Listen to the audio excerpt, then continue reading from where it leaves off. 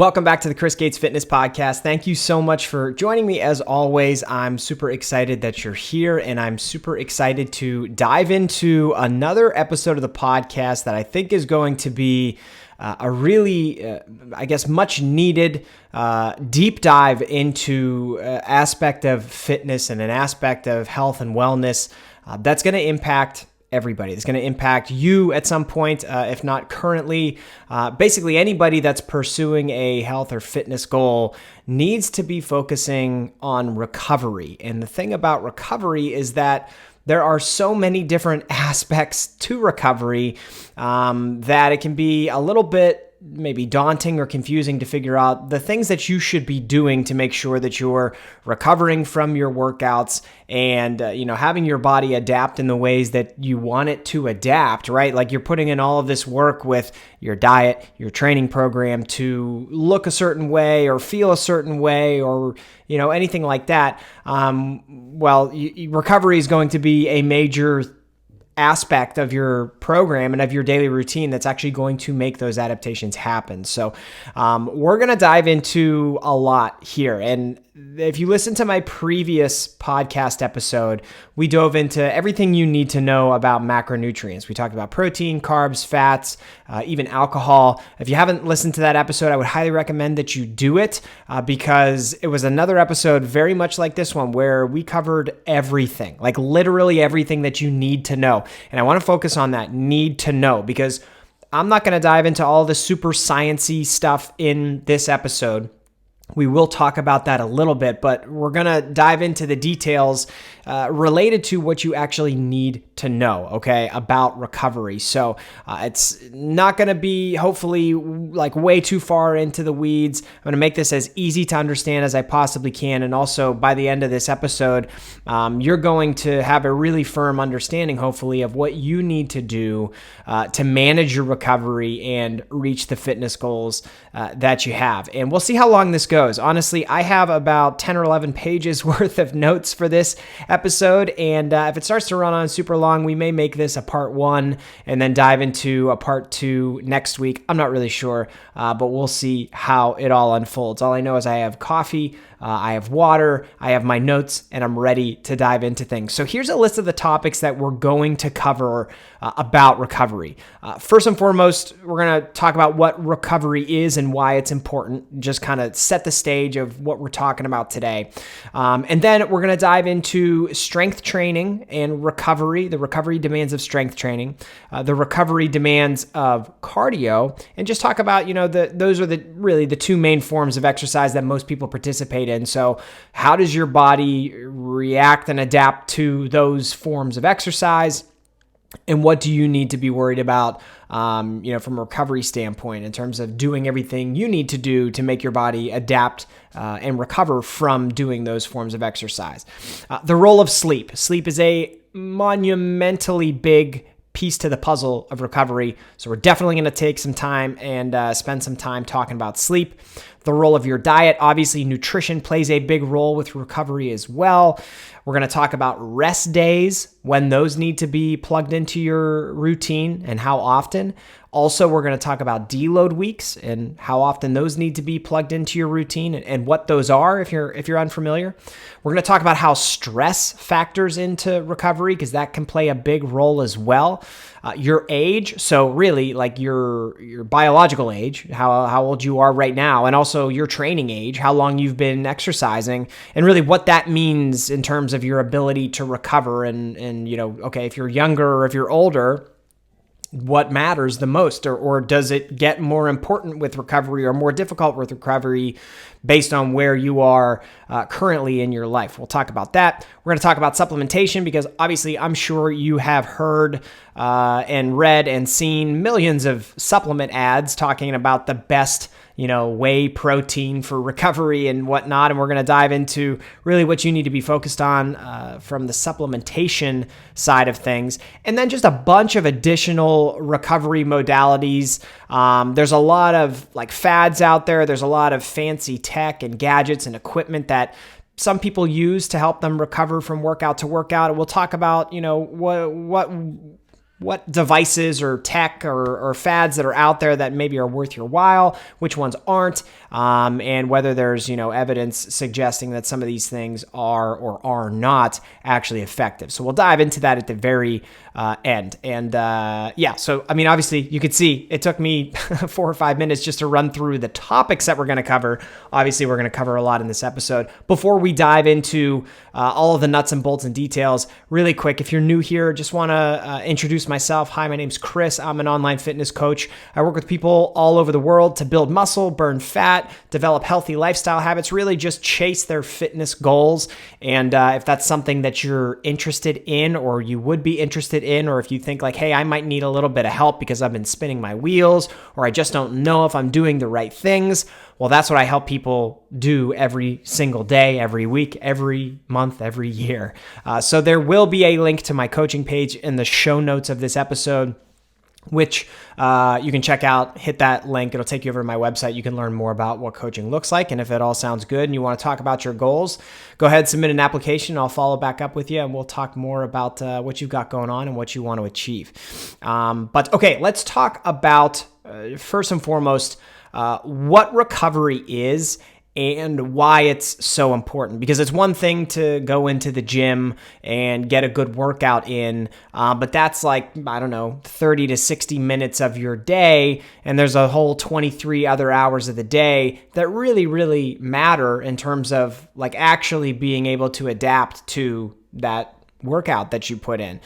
So very simply, exercise, any form of exercise that you do, is a stimulus to your body. And it can come in many forms. And I talked about in the rundown of the topics we're going to discuss in this episode, the primary ones are lifting weights and cardio, right? Some type of like endurance training. So strength training, endurance training tend to be the two most popular forms of exercise, the two that people participate in the most, and honestly, the two that are probably going to get you the biggest bang for your buck. There obviously are other forms of exercise that exist, and your body is going to recover or need to recover from those as well. Like you could think about yoga or stretching, mobility work, going for a hike. Like there's a lot of different things that you can do physically where, anything you do physically, your body's going to want or need to probably adapt to it in some way. And it could be very small adaptations or it could be large. So exercise, though, is that stimulus to your body. And really the point of all of this is, especially if you're in the gym, strength training, doing cardio, trying to change your body composition in some way, the point of all of this is creating adaptations in your body, whether it be building muscle, burning fat, getting stronger. You want to adapt in some way to work you towards that goal that you have. So when you do any form of exercise, your body is naturally going to want to react to that exercise by creating the necessary adaptations. And the reason for that is your body wants to be as efficient as it possibly can be at all times. That's just the way your body wants to operate. Like you'll notice if you haven't been running much and then you start going for runs, if you do the same 1 mile loop, if you can do that consistently, you'll find that time after time after time, it'll feel a little bit easier, a little bit easier, a little bit easier. You may be able to do it a bit more quickly and a bit more efficiently, and that's because your body wants to be efficient. Your body wants to be at homeostasis. We talked about that a lot in the previous episode where, your body wants to be at that equilibrium point and just be super efficient. That's how it wants to be with any form of training as well. And so if you think about like lifting weights, that we're also going to talk about that a lot in this episode. If you go into the gym and you lift weights, well, your body's going to think like, hey, that was difficult. And if Chris or if you listening is going to do this again, we should probably make adaptations so it's not so difficult to do it. And that's what we're talking about. Your body is, you're trying to create this situation where your body is forced to adapt. So we talk about lifting, okay? Just mention that one. Your body will want to make lifting easier by making you stronger. And that could be from, an adaptation to build more muscle. It can also be central nervous system adaptations to help you be able to lift more weight. With cardio, it's going to your body's going to want to make that, improve your endurance to make that activity easier, right? To be more efficient at that activity. And then, like some of those other more, I don't want to say random, but some of those other additional activities we talked about, like if you want to take stretching, your body actually will, over time, if you're consistent with it, adapt to stretching by making you more flexible and relaxing your muscles so that, those muscle lengths can lengthen out. And the point of stretching is to, be able to have less tightness in your muscles, so your body will adapt to that over time. The key to making progress with fitness, it's going to be to continue to make those adaptations, right? And so that means consistently training. I've already said consistency a lot with some of these different modalities, but being consistent and doing these things over and over and over again. And then we'll talk about this here more in depth, but then like as you are consistent and as you get into your fitness journey for longer and longer, making sure that you're continually training harder so that your body continually has to adapt. If you're going into the gym and lifting, or if you're going out and you're just doing that same run, you're eventually going to get to a point where like your body has adapted to it. You've recovered, you've adapted, and now like there's no additional stimulus to adapt to, so you plateau. You just don't make any more progress, which is why a lot of people say like, hey, you can't go into the gym, grab the same weights every single time and do the same exact exercises in the same order and expect that you're going to make progress forever. It just doesn't work that way. So you want to continually be challenging yourself, continually giving your body a higher and higher stimulus so that it feels the need to have to adapt. And then obviously when it feels the need to have to adapt, then we get into a lot of the things that are involved with actually adapting, recovering, and having your body do what it needs to do on a cellular level to actually adapt. Okay, so let's start by talking about strength training and recovery. So just mentioned it about having to, increase your workload essentially over time to continue to challenge your body more and more. With strength training, as it relates to recovery, this is where the concept of progressive overload comes into play. And you can somewhat apply this to cardio as well, but like for lifting, if you're going into the gym lifting weights, you need to see your progress increase over time to know that you are doing the right things in the gym. So whether that be adding weight to exercises, adding reps to specific exercises, so being able to do more reps with whatever weight you're using, adding sets to that exercise, whatever the case may be, if you're able to slowly and progressively tick your workload up over time with any of those variables, that's a sign that you are adapting. It's a good sign. It's a sign that your body, as part of everything that you're doing in your workout routine, your fitness routine, in your program, it's a sign that you are not only training hard enough, but then at the same time, your body is adapting, which means it's recovering. So that would mean you're getting stronger, your muscles are growing, and what you're doing is you need to continue that process over time. You need to continue to get into the gym, train hard, and make sure that you're forcing that type of growth for your body. And it definitely does get harder. So something to understand is like the more advanced you get, and this applies to any form of fitness, the more advanced you get, the harder it gets to keep making progress. So when you're in the beginner stage and your body has never had to adapt to lifting weights, it tends to adapt very quickly in the beginner stage. In the first 6 months to a year, you can typically make a ton of progress very quickly, again, as long as you're consistent. But then as you get more consistent, you kind of transition into your intermediate phase of lifting. And then from intermediate to advanced, if you continue to stick with it, it will get harder and harder to make progress and, scale that intensity and that workload up over time. And so what you'll actually see is like the deeper you get into your journey, you'll be putting in more and more and more effort for less and less and less return on that effort, which sounds like a horrible investment opportunity. I get that. But that's typically the way it goes. So with strength training and the recovery aspect of it, so you do all that hard training, you legitimately challenge yourself. Recovery comes into play essentially after each training session, after each workout. And to be clear, I don't mean the quote unquote anabolic window. That is it's been pretty much a disproven myth at this point that like you may have seen this back in the day. I know for me, when I got into lifting weights in the early 2000s, all we had was like magazines and word of mouth. We didn't have the internet to learn all this stuff. And so supplement companies got really creative and put some research together where, they funded research studies that had two different groups go through a training protocol. They would give one group their protein shake after training. The other group wouldn't have a protein shake after training, and they would find that the group that had the protein shake right after training gained more muscle. And so then we had all this marketing around there's an anabolic window. You have to have a protein shake 30 minutes after working out, and it has to be ours, whoever the supplement company is.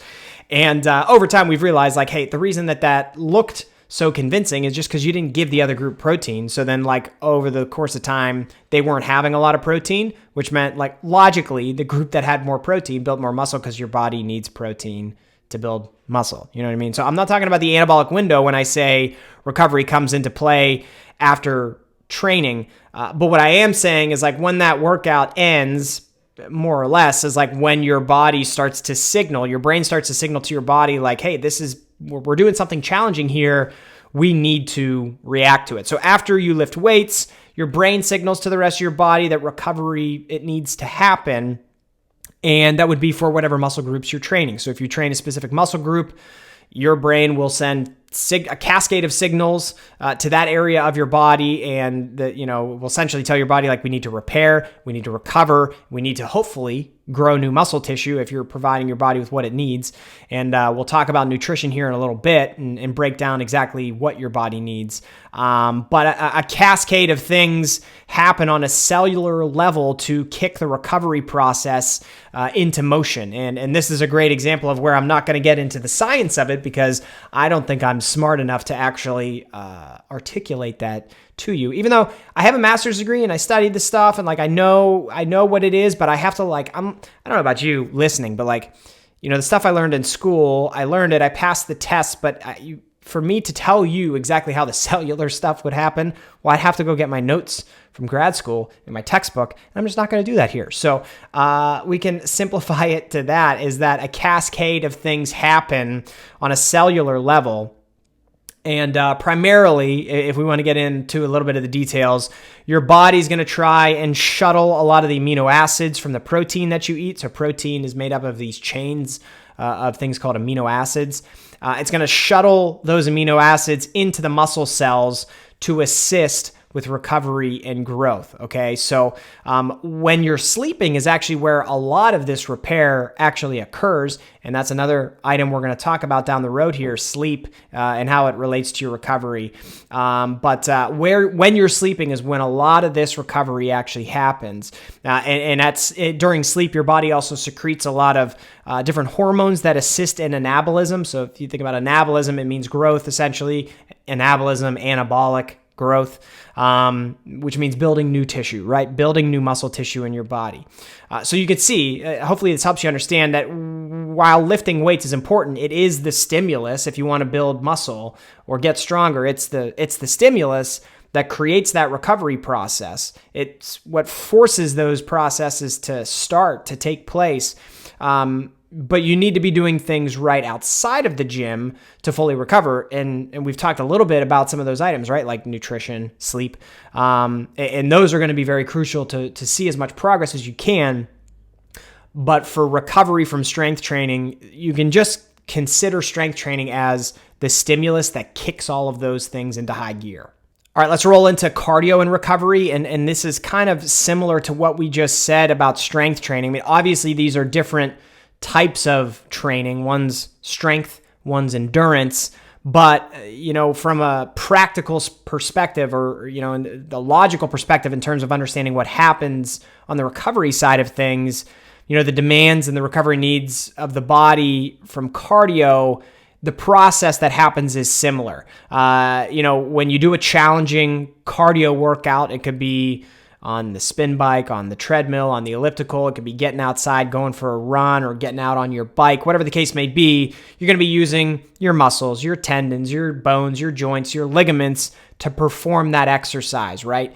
And as it gets more challenging, all of those things get taxed to a higher degree.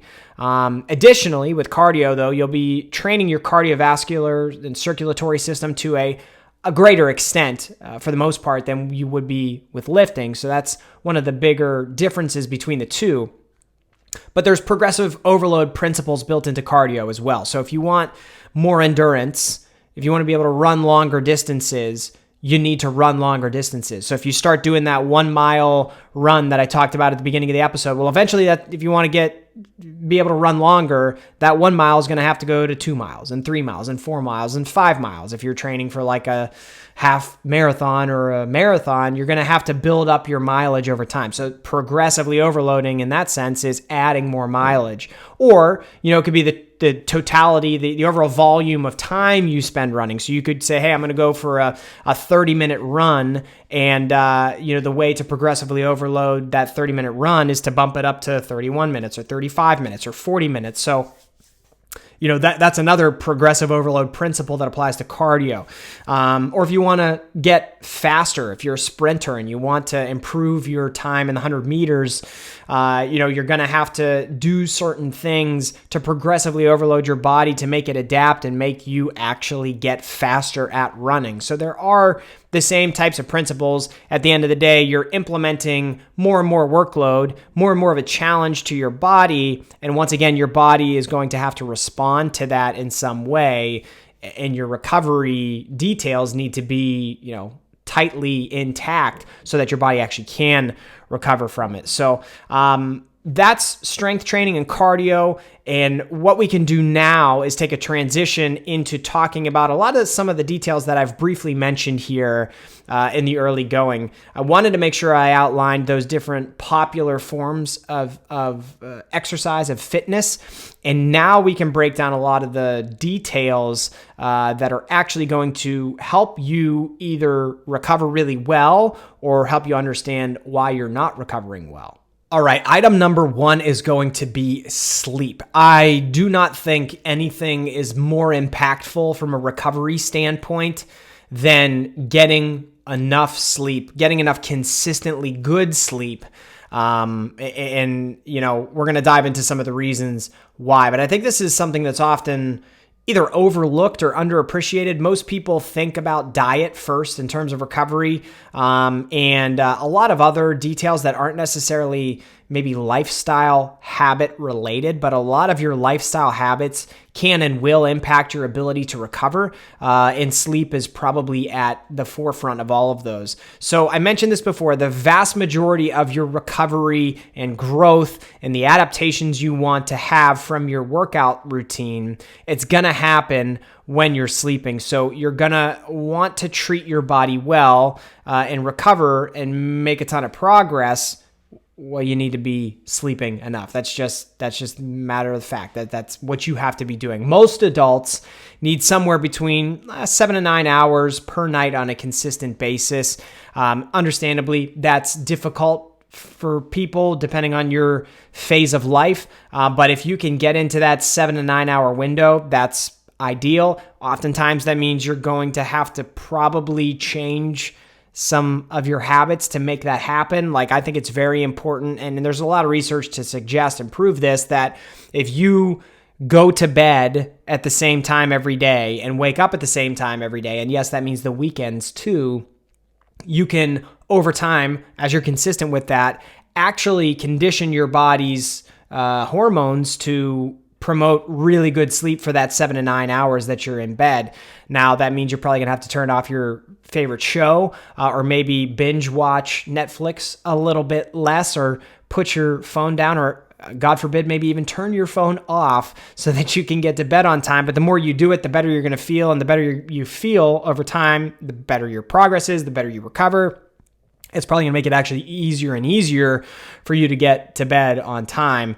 But it's going to help you release melatonin, and that's going to help you go to sleep quicker and more easily. And then in the morning, your body's going to wake up is going to be conditioned to wake up at those same times as well. So cannot stress that enough. 7 to 9 hours is ideal. And if you can get into that window of time somehow, I would highly recommend it. Now, a bad night of sleep here or there probably isn't going to impact your progress all that much, which is nice. For a lot of us, you can get decent enough sleep most of the time, but you have like a stressful day at work, or you have something coming up the next day that you're focused on, and maybe it impacts your sleep. Maybe your kids wake you up in the middle of the night, whatever the case may be. We all have bad nights of sleep here and there. And it's good to know that, like, if that happens on occasion, it's probably not going to impact your progress all that much, if at all. Probably won't impact your recovery all that much, if at all. It's when it gets chronic that we run into problems. But I've experienced this quite a bit over the years, where I'll have a bad night and I'll actually sometimes go into my workouts the next day thinking well, I only slept 4 hours, so this is going to be a crappy training session today. And then I end up having some of my best workouts after really bad nights of sleep. So you can kind of surprise yourself with your ability to perform after a bad night of sleep. But what that bad night of sleep is going to do is just put more emphasis on the upcoming nights of sleep, because you do need to get back into a rhythm. You do need to get back to getting enough sleep to allow your body to actually recover. When you get into the equation of several bad nights, chronic poor sleep, that's where it's a big problem, not only for recovery, but from a general health standpoint as well.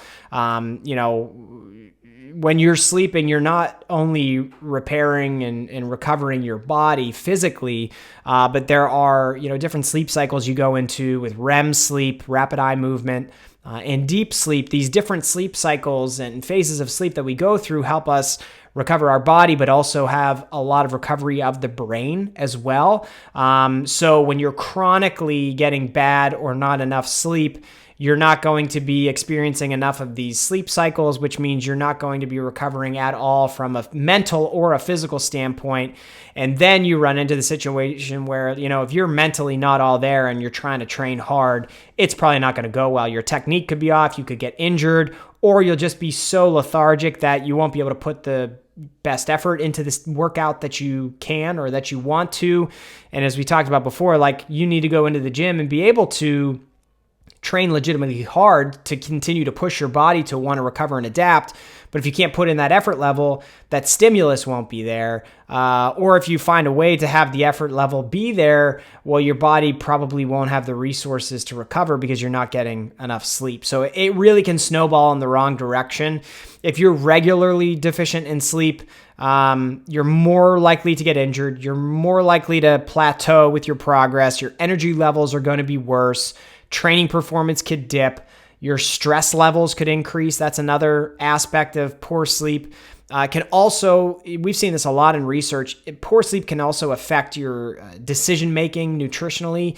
Dietary choices just tend to get worse when you have poor sleep. You reach for the easy thing because you're tired. The easy thing tends to be highly processed, highly palatable, which means it's very easy to overeat on it.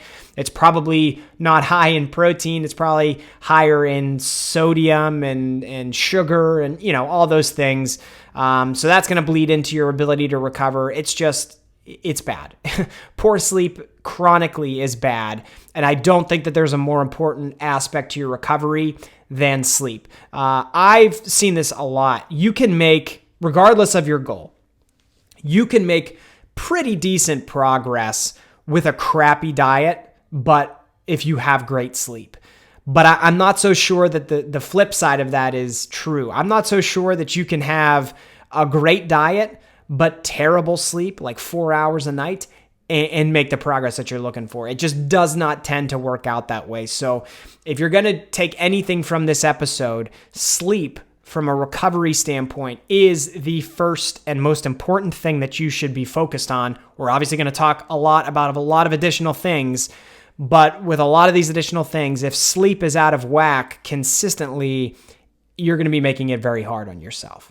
Okay, item number 2 is going to be your diet. And I think this one will make a lot of sense, but there's a lot of different details we can dive into regarding your diet, the foods that you eat, to talk about how it's a driving factor and so important in your body's ability to recover from a recovery standpoint.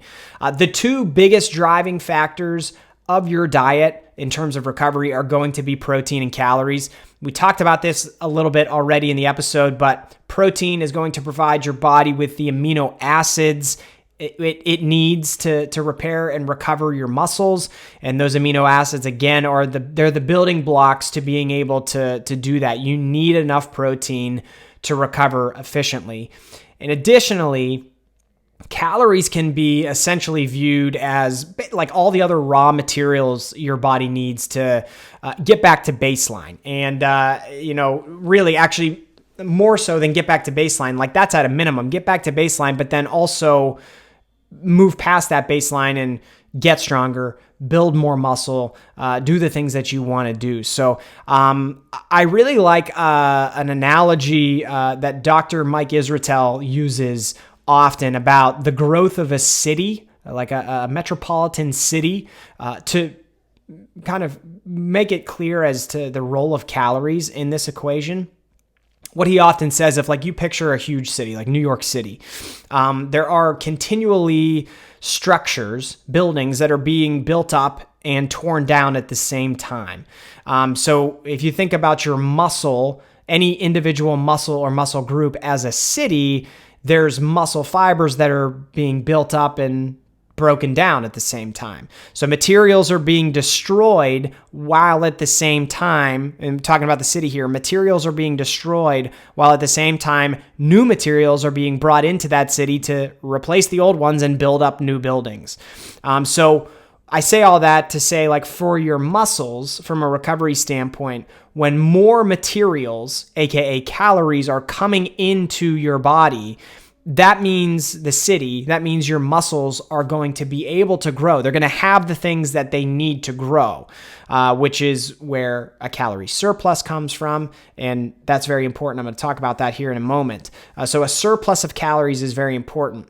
And I hope that helps you understand, like, if you think about your muscles as a city and, your muscle fibers as the materials in that city, hopefully that can help make it easy to figure out what's happening on a cellular level with your muscles to help you actually build more muscle. You need protein, you need extra calories to come in to give your body all the raw materials it needs to actually build that muscle, to actually adapt to something like strength training or cardio, depending on the form of cardio. So we talked about protein. The other major drivers in your calories are carbs and fats. Carbs are actually anabolic in nature, which is part of the reason why I hate hearing people cut carbs when they have, aspirations of doing big things with their training, because if you cut carbs, you're going to be actually making it more difficult for yourself, for your body to adapt and build muscle and grow and get stronger. They're actually anabolic in nature. They tend to help shuttle those amino acids into the muscle cells. So that's why carbohydrates are important. Fats also provide energy to your body. They're also important from a hormonal perspective. And many of your hormones are actually involved in the recovery process. And with fats, it's another one where a lot of people will cut out fats because, does fat make you fat? I don't know. But it's actually very, very important. And you'll see people's recovery get impacted negatively at a point if they have very, very low fat diets. So if you want to learn more about the macronutrients and how, they're important for the goals that you have, I would highly recommend you listen to that last episode that I recorded. Everything you need to know about macronutrients is the title of it. That's going to give you many more details about protein, carbs, fats, also dives into alcohol and just talks about the role of each one and how it's going to impact your fitness goals. But in short, your body needs adequate protein and a modest calorie surplus in order to recover and grow muscle efficiently, okay? Recover and adapt from your training efficiently. So let's talk about just some ballpark numbers that you could use to make sure that you're doing enough, getting enough of those to actually be in the ballpark of recovering. With protein, there's a couple of different recommendations I'll give you. One of them is taking your body weight in pounds, so whatever you weigh in pounds, and eating that many grams of protein. That tends to work for a lot of people, which is great. What I would say is if you are getting into like the very overweight, or if you are in what would be considered the obese category of individuals, that becomes less helpful, just because, if you're 250 pounds, 300 pounds, 350 pounds, whatever it may be, at a certain point you kind of get to the area of like you're just consuming excess protein. It's not all really benefiting you from a recovery standpoint. So the method that I like to use, which is also very easy to remember, but for my American listeners, you're going to have to dive into the metric system here. Taking your height in centimeters and then eating that many grams of protein. So if you are 180 centimeters tall, you're going to want to consume 180 grams of protein every day. And by the way, those are for your daily protein. So whether you're 180 pounds or 180 centimeters, that would be eating 180 grams of protein on a daily basis.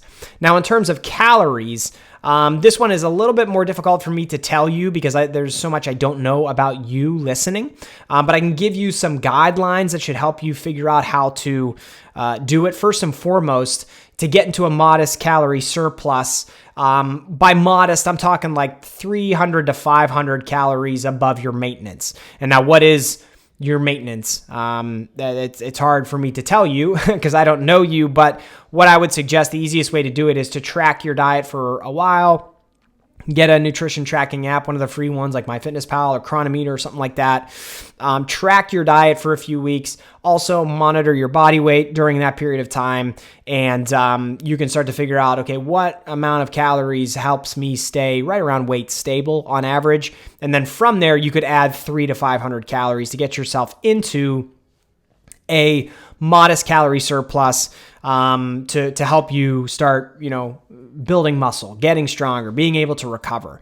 You need enough calories above maintenance to make a noticeable difference.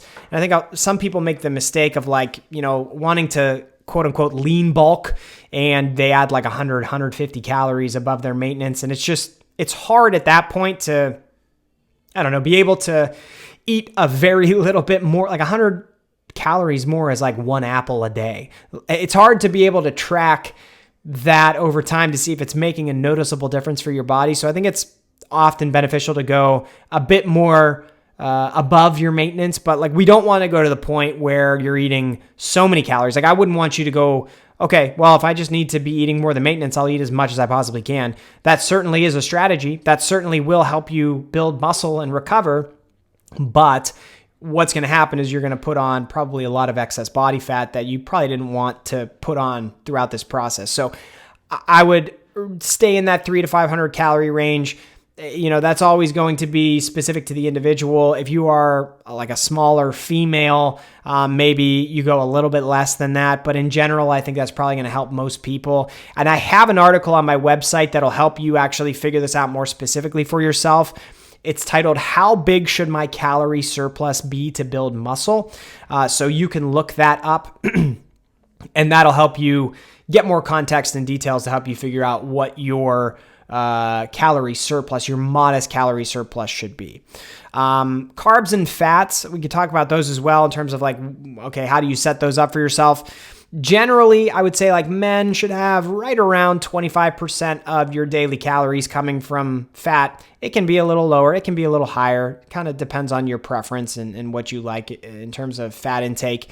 But that's a good ballpark number to be around. And then for women, probably 7 to 10% higher than that is how much dietary fat you should be taking in. And then carbs are going to fill in the rest of your available calories. That's typically how it works. Okay, so from a diet perspective, let's also talk about meal timing and how it relates to recovery. Meal timing, it definitely matters and it can make a difference, but I want to be clear that it's not the end all be all most important thing for making quote unquote optimal progress. It plays a role. What we've seen though through a ton of research on this is that in general, if you're hitting your numbers for your diet on a consistent daily basis, that's going to be the most impactful thing for most people. If you are very, very serious about this stuff, if you're an athlete or something like that, and you really want to dial things in, you can try and more equally and consistently space out your calories and protein throughout the day. So like if you're trying to eat, 2,500 calories a day and 200 grams of protein, you could break that up into 500 calorie meals, in which, 3, 6, 9, 12, 4, 8, 12, and within you could have 40 grams of protein per meal. You like that fast math there? Like that could be a hypothetical example of something that would be quote unquote optimal. But I think for most people, like that's a little bit over the top. It's a little bit overkill. It's not necessarily necessary to actually help you recover consistently and make the progress that you want to make. It just comes down to hitting your numbers. So hitting your calories every day, hitting your protein every day. And if you can do that consistently, I've said that word a lot so far in this episode. If you can do that consistently, you will recover efficiently and you will make a ton of progress. That's what it comes down to. There's also like the concept of post-workout meals and pre-workout meals and like how those impact your training. And again, let's just come back to the overall goals for each day, your calories and protein. Those are the things that matter the most. I would say though, and this is also from a meal timing perspective, if like you can look at your day in kind of 4-hour windows. And especially around your workout, let's look at like the windows of time around your workout. I would say if you've had a pre-workout meal with a decent, amount of protein, 20 plus grams or more of protein within 2 to 3 hours before you go and work out, then you don't need to have this big post-workout rush to slam a protein shake or like go directly to Chipotle and get a huge burrito. Like you're probably fine. You can just, in that next meal, like let's get that next meal in probably within the next 2 to 3 hours and just have a decent amount of protein in that meal and you're going to be completely fine. Because since you ate close enough to your workout, you're still going to have, that protein, the amino acids kind of floating around in your bloodstream. And some of those are going to be able to be delivered to your muscles. So you're not going to be in lack, to put it that way. But I would say if it's been like 4 or more hours since you've eaten protein and you hit a workout, there probably is a little bit more of a need. It's probably a little bit more important to get a meal in soon after you work out and get protein in soon after you work out, just because, obviously we've had a more extended window of time and you want to, if you really are concerned about recovery, you want to make sure you get some protein in your system just to keep that going in the bloodstream and keep your body being able to utilize and pull from what it needs to start those recovery processes. So meal timing is in general not that big of a deal unless you have very specific or high goals from an athletic standpoint. But those are some scenarios that you can consider if you want to dial in your diet, to a greater degree to promote your recovery. And the last thing I'll talk about in this diet section is hydration. It can kind of be lumped in here because it's stuff you consume, right? And it definitely does play a role in how well or how poorly you recover. Well hydrated, if you are well hydrated, it means your body has fluids that it actually needs to deliver these nutrients to the cells of your body. So drinking enough water helps your blood volume, helps you deliver those nutrients. It's also going to help a lot with your energy levels, your ability to train hard. And we've talked enough about that already where that's going to help you get the right stimulus to then be able to challenge yourself more and then have more of a recovery demand. So hydration is definitely important. Something I like to start people off with is whatever your weight is in pounds, cut that in half and then try to drink that many ounces of water a day. And then over time, you can continue to scale your water intake up. But hydration definitely plays a role as well. And overall, I think we've covered a lot here from a diet perspective that should help you refine your nutrition in ways that, are practical, but will truly help you recover as optimally as you can from your workouts. And with that, I'm going to cut this episode here. We have a lot of additional information to dive into, but I think this is a good amount of info for you to try and digest and process, no pun intended, digest, process, and recover from. But I think we've covered a lot of really good ground, a lot of important stuff. And in next week's episode, some of the things I want to cover are rest days and deload weeks, talk about how those are going to be a crucial aspect of what you're doing with your program. I want to dive into stress and how that's going to impact you. We're going to talk about that age and recovery topic as well, and then supplementation, and then some of those additional recovery options. And some of those are going to be like cryotherapy, cold tubs, massage, compression gear, wearable technology, like a lot of different things, stretching, mobility, myofascial release. We'll talk about a lot of those different items as well and how those play into the entire recovery process. But I hope you've enjoyed this part 1 of 2 of the basically the everything you could possibly ever want to know and apply to your training recovery podcast episode. I had a blast putting it together for you, and I'm excited to bring you part 2 next week. So thank you so much for listening. If you found this helpful so far, make sure you leave a 5-star rating and review. I'm not sure what it does, but people say that it helps the podcast get in front of more people, and that's the goal, right? So I would really appreciate it if you could take a minute or 2 to do that. And again, that coaching link is going to be in the show notes. So if you're interested in talking with me about your goals and potentially getting on a customized program, do some one-on-one online fitness coaching, I would love to talk with you more about your goals. But all right, I will wrap it up here. Thanks again. Looking forward to talking to you again next week. Talk to you soon.